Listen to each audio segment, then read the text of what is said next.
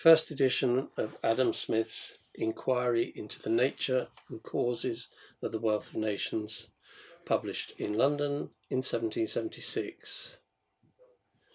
Adam Smith first came to public attention in 1759 with the publication of his Theory of Moral Sentiments, the book in which the first notion of the invisible hand is introduced.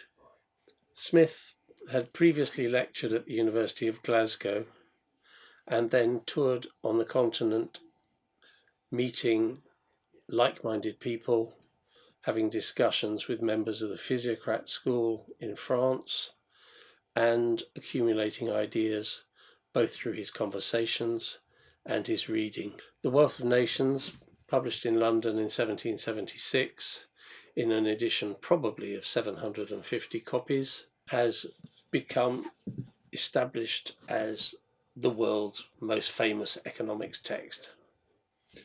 This copy, bound in strictly contemporary sprinkled calf, is in particularly nice condition with a minimal amount of restoration and would look very attractive on anybody's shelf.